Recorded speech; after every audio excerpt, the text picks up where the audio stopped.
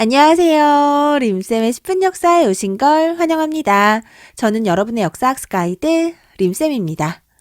오늘은 한능검을 준비하시는 모든 분들을 위해 구석기 시대부터 삼국시대까지의 내용을 한 번에 정리해 볼 건데요. 모두 집중하셔서 잘 따라오시기 바랍니다. 그럼 한능검 대비 필수 영상 지금 바로 구석기부터 시작해 볼까요? 한반도의 구석기 시대는 지금으로부터 약 70만 년 전에 시작됐습니다. 이러한 구석기 시대에는 도구로 뗀석기를 사용했고요. 대표적인 뗀석기로는 찌개와 주먹도끼, 쓴배찌르개가 있습니다. 구석기인들은 주로 사냥과 채집을 통해 생활했고요. 동굴과 막집에서 살았으며 먹을 걸 찾아 이동생활을 했습니다. 또한 구석기는 무리사회였으며 계급이 없는 평등한 사회였는데요. 이러한 한반도의 구석기 시대를 알려주는 유적지에는 경기도 연천 정곡리와 공주 석장리, 단양의 금굴, 청원 두루봉 동굴 등이 있습니다. 다음으로는 신석기 시대인데요. 이 시대의 도구는 간석기이며 갈돌과 갈판이 대표적입니다. 이러한 신석기 시대의 중요한 특징은 바로 농경의 시작인데요. 농사의 시작으로 인류는 정착생활을 시작했고요. 움집을 지어 생활했습니다. 또 의복도 만들어서 입기 시작했는데요. 이를 알려주는 유물로는 가락바퀴와 뼈바늘이 있습니다.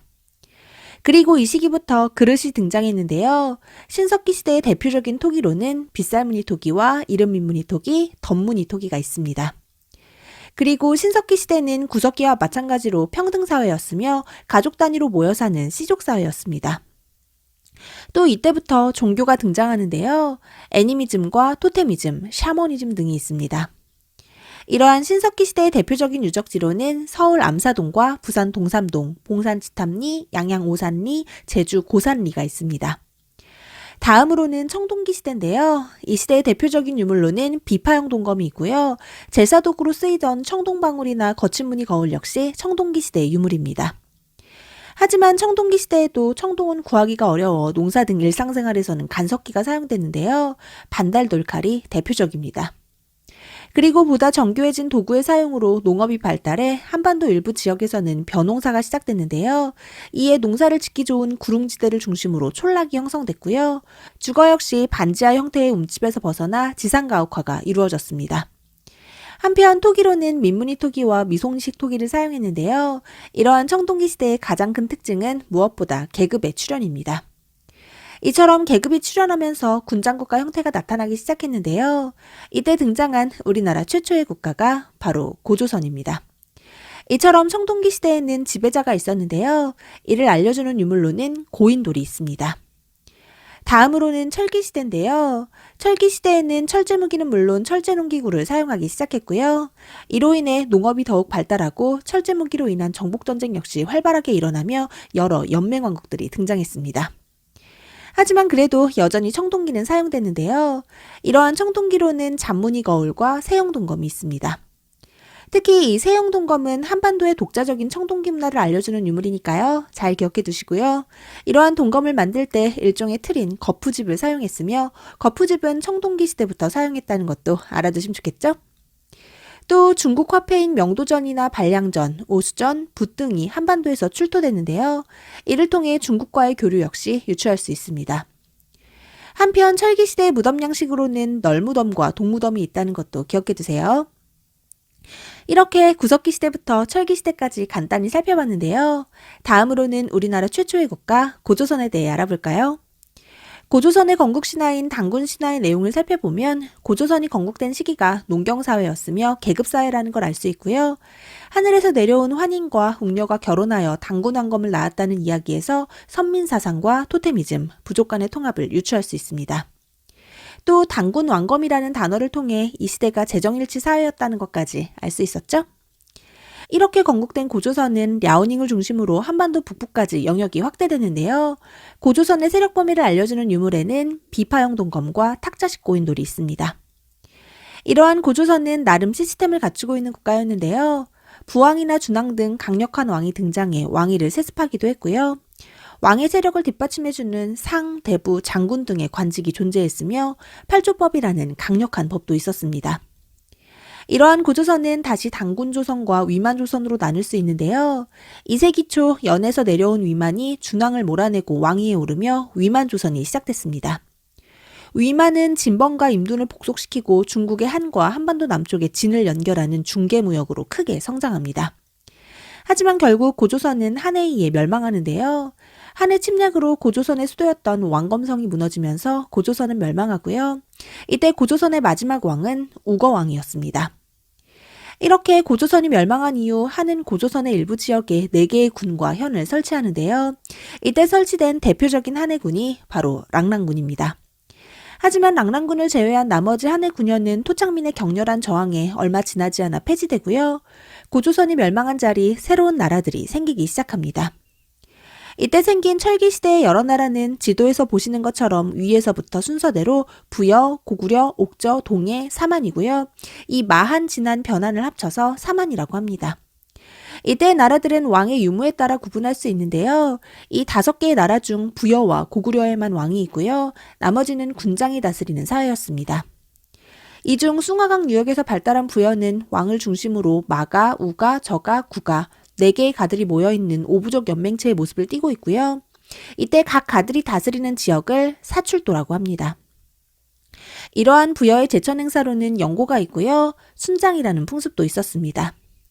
또 부여에는 형사 취수제라고 형이 죽으면 형수를 아내로 맞이하는 결혼 풍습이 있었고요. 일책 12법이라는 엄격한 법도 있었습니다. 다음으로는 고구려인데요. 고구려도 부여처럼 왕을 중심으로 오부족 연맹체의 모습을 띠고 있고요. 왕 밑으로 상가, 고추가 등의 대가들과 사자, 조이, 선인 등의 관직이 있었습니다. 또 국가의 중대사는 각 가들이 모여서 하는 제가회의로 결정됐고요. 동맹이라는 제천 행사가 있었습니다. 또 결혼 풍습으로는 서옥제가 있는데요. 서옥제는 결혼 후 남자가 여자 쪽 집에 서옥을 짓고 일정 기간 함께 살며 노동력을 제공하다 처가를 떠나는 풍습을 말합니다. 또 고구려도 부여와 같이 형사취수제나 일책 12법이 존재했고요. 집집마다 부경이라는 창고가 있었습니다. 다음으로는 옥전인데요. 옥전은 왕이 없는 군장 국가로 군장을 읍군 또는 삼노라고 불렀습니다. 또 해안가에 위치해 해산물이 풍부하고 소금도 많이 났는데요. 이를 고구려의 공납으로 바치던 옥전은 결국 고구려에 흡수됩니다. 그리고 옥저에는 골장제라고 부르는 가족 공동무덤이 있었고요. 결혼 풍습으로는 민며느리제가 있는데요. 이는 고구려랑은 반대로 며느리가 어릴 때부터 시집갈 집에서 살다가 성장 후 결혼하는 걸 말합니다. 다음으로는 동해인데요. 동해 역시 왕이 없고 옥저처럼 읍군 삼노라 불리는 군장이 다스리는 사회였으며 해안가에 위치해 해산물이 풍부하고 농경에 유리했고요. 특산물로는 당군과 과하마, 반어피 등이 있습니다. 또 동해에는 다른 부족의 영역 침범을 금지하는 책화라는 풍습이 있었고요. 결혼 풍습으로는 조계혼이 있습니다.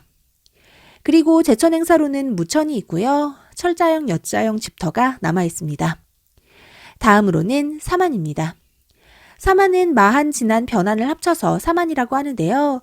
이 중 특히 변한은 철이 유명해 일본과 랑랑에 철을 수출하기도 했습니다. 이러한 사만 역시 왕이 없고요. 군장을 신지 또는 읍차라고 불렀습니다. 그리고 사만에는 제사장인 청군이 있었는데요. 사만은 이처럼 정치 지도자와 제사장이 구분되어 있는 재정분리 사회였습니다.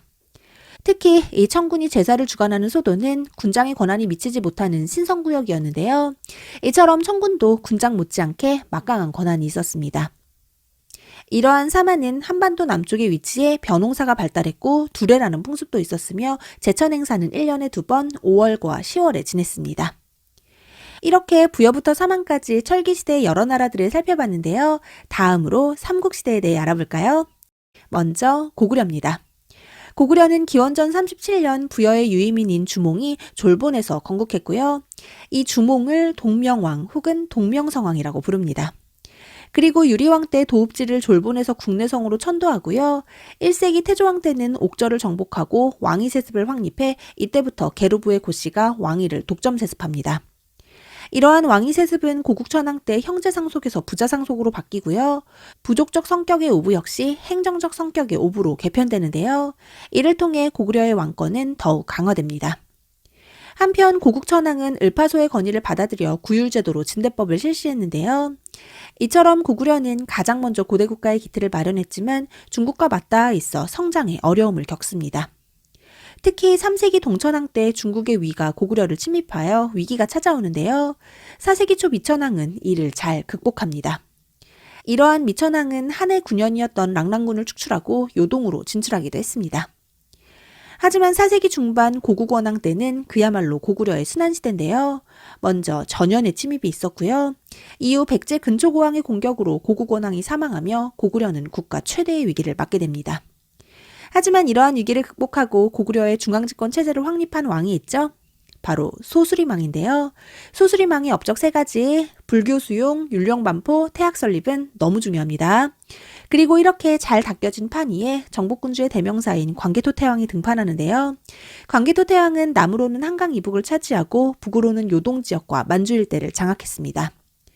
또 광개토태왕은 신라에 침입한 왜구를 격퇴해주기도 했는데요. 이 과정에서 금관가야가 쇠퇴하는 결과가 초래되기도 했습니다. 이로 인해 신라에 대한 고구려의 영향력이 커졌는데요. 이를 알려주는 중요한 유물로 호우명 그릇이 있습니다. 이러한 광개토태왕은 영락이라는 독자적인 연호를 사용했고요.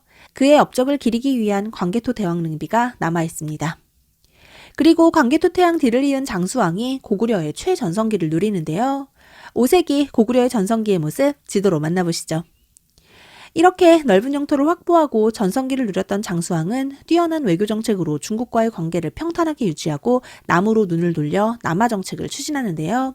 먼저 도읍지를 평양으로 옮기고요. 백제를 공격해 계로왕을 전사시키고 한강 유역 전체를 차지합니다. 이때 고구려가 한강 이남까지 완벽하게 차지했다는 걸 알려주는 유물에는 충주 고구려비가 있습니다. 하지만 모든 영원한 전성기는 없죠. 6세기 신라의 전성기가 시작되면서 나제 연합군의 공격으로 한강을 뺏긴 고구려는 신라의 공격으로 함경도 해안도 일부 뺏깁니다. 그리고 6세기 이후 중국의 위진남북조를 통일한 수가 여러 차례 고구려를 침입하는데요. 특히 수의 양제는 113만의 대군을 이끌고 고구려를 침입합니다만 고구려는 이를 잘 막아냅니다. 이 과정에서 너무나 유명한 살수대첩이 있죠. 을지문덕 장군이 활약한 이 살수대첩에서 우중문이 이끄는 수의 30만 대군은 그야말로 박살이 났는데요. 결국 고구려에게 패한 수는 멸망합니다. 그리고 그 이후 등장한 당 역시 고구려를 견제했는데요. 이러한 당의 침입을 막기 위해 고구려는 천리장성을 축조하고요. 이 천리장성의 축조 과정에서 급부상한 연개소문이 결국 정변을 일으켜 정권을 장악합니다. 이에 당태종은 연개소문의 정변을 구실삼아 고구려를 침략하는데요. 고구려는 이 또한 막아냅니다. 고구려는 무려 3개월간 이어진 안시성 전투에서 끝내 저항에 승리하고요. 당의 고구려 침략은 결국 실패합니다. 하지만 막강한 힘을 자랑하던 연개소문이 죽고 나자 상황이 바뀌는데요. 연개소문의 사후 고구려의 치열한 권력 다툼이 일어나고 이러한 정치적 혼란을 틈타 나당연합군이 공격해옵니다. 이에 결국 평양성이 함락되며 668년 고구려가 멸망하는데요. 그 이후 고연무와 건모잠, 안승 등이 고구려의 부흥운동을 이어갔지만 이 역시 실패하고 고구려는 역사 속으로 사라집니다. 이렇게 고구려에 대해 살펴봤는데요. 다음은 백제입니다. 백제의 시조인 온조는 기원전 18년 한강 유역인 위례성에 터를 잡고 백제를 건국했는데요. 이러한 백제가 고대 국가의 기틀을 마련한 건 3세기 고이왕 때였습니다. 고이왕은 법령을 정비하고 관등제와 관복제를 제정하는 등 국가의 시스템을 마련했고요. 마한의 목지국을 병합했습니다. 그리고 4세기 근초고왕 때 백제는 전성기를 맞는데요. 국가의 기틀을 다진 건 고구려보다 늦었지만 한강 유역이라는 지리적 이점을 활용해 가장 먼저 전성기를 맞은 백제는 남으로 마한 전체를 병합하고요. 북으로는 고구려를 공격해 황해도 일부를 차지합니다. 이때 근초고왕의 파워풀한 정복전쟁으로 고구려의 고국원왕이 전사하기도 했었죠. 이렇게 고구려를 대위기에 빠뜨린 백제는 요서지역과 산둥반도 그리고 일본의 규수해까지 진출하는 모습을 보이고요. 중국의 동진이나 외와 활발하게 교류했는데요. 이때 백제와 외의 긴밀한 교류를 알려주는 유물로는 칠지도가 있습니다. 이처럼 4세기는 백제의 시대였는데요. 하지만 5세기 장수왕의 남하정책으로 백제에도 위기가 찾아옵니다. 백제의 비호왕은 고구려를 견제해 신라의 눌지마리깡과 나제 동맹을 맺지만 큰 효과는 없었고요. 결국 계로왕 때 고구려의 공격으로 수도인 한성이 함락되고 계로왕이 전사합니다. 그리고 한성을 뺏긴 백제는 지금의 공주인 웅진으로 천도하고요. 이러한 위기를 극복하기 위해 동성왕은 결혼 동맹으로 나제 동맹을 강화하고 남조와의 교류를 재개했습니다. 그리고 6세기 무령왕 때는 지방에 22담로를 설치해 왕권을 강화하고요. 남조와 활발하게 교류했는데요. 이를 알려주는 유물로는 무령왕릉이 있습니다. 그리고 누구보다 백제의 중흥을 꿈꿨던 성왕은 수도를 사비로 옮기고 국호를 남부여로 고쳤으며 중앙관청을 22부로 확대하고 지방을 5부 5방으로 나누는 등 통치 조직을 새롭게 정비합니다. 그리고 신라의 진흥왕과 손잡고 한강 유역을 재탈환하는 데 성공하는데요. 하지만 진흥왕의 배신으로 한강을 신라에 뺏기고 맙니다. 이에 성왕은 신라를 공격했지만 결국 관산성 전투에서 전사하고 성왕의 꿈은 좌절됩니다. 당연히 나제동맹은 박살이 났겠죠. 그리고 이후 7세기 초 등장한 무왕은 아주 파이팅 넘치게 신라를 공격하며 백제의 영토 수복을 위해 노력했고요. 익산에 미륵사를 세우기도 했습니다. 이러한 무왕의 아들이 바로 백제의 마지막 왕인 의자왕인데요. 의자왕 역시 무왕처럼 집권 초에는 신라에 맹공을 퍼부었으며 특히 대야성 전투에서 승리하며 승승장구했습니다. 하지만 이후 신라와 당의 동맹으로 결성된 나당연합군의 공격에 결국 개백의 오천결사대가 황산벌 전투에서 패배하며 660년 백제가 멸망합니다. 그리고 이후 복신과 도침, 흑치상지에 의해 백제의 부흥운동이 이어지는데요. 이때 외가 4만 대군을 지원하며 백제를 돕지만 결국 백강전투의 패배로 백제의 부흥운동은 실패합니다. 자, 그럼 이제 삼국 중 가장 늦게 국가의 기틀을 마련했지만 결국엔 삼국을 통일한 신라에 대해 알아볼까요? 신라는 기원전 57년 박혁거세에 의해 건국됐는데요. 지난해 소국인 사로국에서 출발한 신라는 처음에는 군장이 다스리는 사회였습니다. 초기에는 박석김 3개의 성씨가 돌아가며 나라를 다스렸는데요. 왕이라는 칭호도 사용하지 않았어요. 거서간, 차차흥, 이사금, 마립간을 거쳐 나중에 6세기가 되어서야 왕이라는 칭호를 사용했던 신라는 지리적으로 중국과 교류하기가 어려워 아무래도 발전이 좀 더뎠습니다.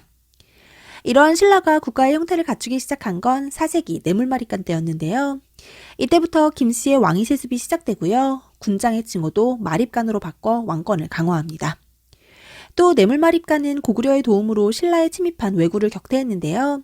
이때 고구려의 내정 간섭을 받으며 근근히 힘을 키우고 있던 신라는 5세기 눌지마립간 때 백제와 나제동맹을 맺으면서 고구려의 간섭에서 벗어납니다. 이러한 나제동맹은 이후 결혼동맹으로 더욱 강화됐는데요. 이때의 왕은 소지마립간이었습니다. 그리고 드디어 6세기 신라는 중앙집권 체제를 갖추기 시작하는데요. 먼저 지증왕은 나라의 이름을 신라라고 정하고 비로소 왕이라는 칭호를 사용하기 시작합니다. 그리고 왕권 강화를 위해 지방행정 조직을 개편하고 이사부를 시켜 지금의 울릉도인 우상국을 정복합니다. 또 농업 생산량의 향상을 위해 우경을 장려하고요. 경주에 시장인 동시를 만들고 동시를 관리 감독하는 동시전을 세우기도 했습니다. 그리고 지증왕의 들을 이은 버풍왕 역시 신라의 중앙집권 체제에 기여한 왕인데요. 율령을 반포해 17관 등의 통치 질서를 확립하고요. 모든 관리의 공복을 제정했으며 상대 등과 병부 역시 설치합니다. 또 버풍왕은 신라의 신분제도인 골품제를 정비했고요. 이차돈의 순교를 통해 불교를 공인했으며 금강가야를 정복했습니다. 이러한 버풍왕은 놀랍게도 건원이라는 연호를 사용하기도 했습니다. 그리고 마침내 6세기 중반 신라의 전성기가 찾아오는데요. 신라의 전성기를 이끈 왕은 바로 진흥왕입니다. 진흥왕은 먼저 불교를 장려해 황룡사를 건축하고 국가조직으로 화랑도를 개편해 인재를 양성합니다. 그리고 백제의 성왕과 손잡고 고구려를 공격해 한강 유역을 차지하는데요. 처음 백제와의 약속을 깨고 한강 전체를 장악합니다. 거기에 진흥왕은 대가야를 정복하고 고구려를 공격해 함경도 해안까지 진출했는데요. 이러한 진흥왕의 영토 확장을 기념하는 비석에는 북한산 순수비를 비롯한 4개의 순수비와 단양적성비가 있습니다. 이렇게 6세기의 주인공이었던 신라는 7세기에 들어 백제의 공격으로 어려움에 처하는데요. 642년 대야성 전투가 일어났을 때 신라의 김춘추가 고구려의 도움을 요청합니다만 당시 집권자였던 영계소문이 이를 거절하고요. 결국 신라는 당과 손을 잡습니다. 이렇게 나당연합군을 결성한 신라는 660년 먼저 백제를 무너뜨리고요. 뒤이어 668년 고구려를 멸망시킵니다. 하지만 당은 이후 처음의 약속과는 다르게 한반도 전체를 집어삼키려는 야욕을 보이는데요. 이에 신라는 매소성 기벌포 전투를 통해 당을 한반도에서 몰아내는 데 성공하고 마침내 삼국통일을 이루게 됩니다. 하지만 이러한 신라의 삼국통일은 외세의 힘을 빌렸으며 고구려 영토 대부분을 상실한 반쪽짜리 통일이었다는 한계를 가지고 있습니다. 한편 신라는 골품제라는 신분제도를 가지고 있었는데요. 왕족인 성골과 귀족인 진골, 그리고 6두품부터 1두품까지 나뉘어 있으며 계급별 관직의 한계는 물론 집의 크기나 수레의 크기 등 일상생활까지 철저히 규제한 폐쇄적인 신분제도였습니다. 그리고 신라에는 귀족회의로 화백회의가 있었는데요. 화백회의의 의장은 상대등이었으며 만장일치 제도라는 특징을 가지고 있습니다. 이러한 귀족회의는 신라에만 있었던 건 아니었는데요. 고구려의 귀족회의는 제가회의고요. 수장은 대대로입니다. 그리고 백제의 귀족회의는 정사함회의고요. 수장은 상좌평이었습니다. 마지막으로 이 시기 분명 존재했지만 삼국에는 포함되지 못했던 가야에 대해 살펴볼까요? 가야는 변환이 있던 자리에 생겨난 소국들의 연합인데요. 처음에는 김수로가 세운 금강가야가 정기가야 연맹을 이끌었지만 고구려의 왜구격퇴 과정에서 금강가야가 쇠퇴하고 그 세력이 대가야로 이동합니다. 그리고 이후 대가야가 후기가야 연맹을 이끌었지만 결국 금강가야는 신라의 버풍왕 때, 대가야는 신라의 진흥왕 때 멸망합니다. 이러한 가야는 철이 유명한 나라였는데요. 철의 생산량이 많아 랑랑과 외를 연결하는 중개무역으로 성장했으며 철을 다루는 기술력도 매우 뛰어났습니다. 하지만 결국 가야는 중앙집권 국가로 발전하지 못했는데요. 이것이 가야가 가지는 한계입니다. 오늘은 구석기 시대부터 삼국시대까지의 내용을 정리해봤는데요. 오늘 준비한 내용 여기까지입니다. 워낙 방대한 양이라 짧은 시간 안에 정리하기가 쉽지 않았는데요. 여러분들도 반드시 스스로 복습하는 시간을 가지시길 바라고요. 보다 세부적인 내용들은 제 한능검 개념 강의를 활용하시길 추천드립니다. 오늘 정말 고생 많으셨고요. 구독과 좋아요는 언제나 감사드립니다. 그럼 안녕! 뿅!